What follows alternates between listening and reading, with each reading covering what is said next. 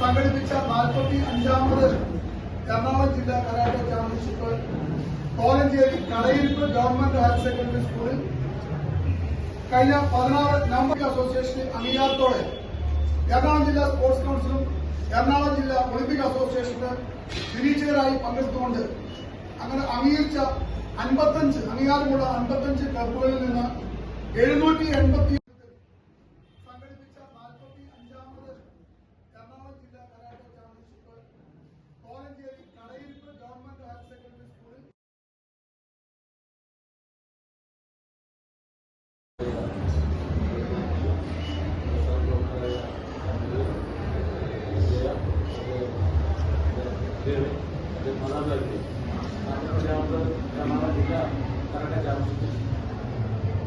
senior forward championship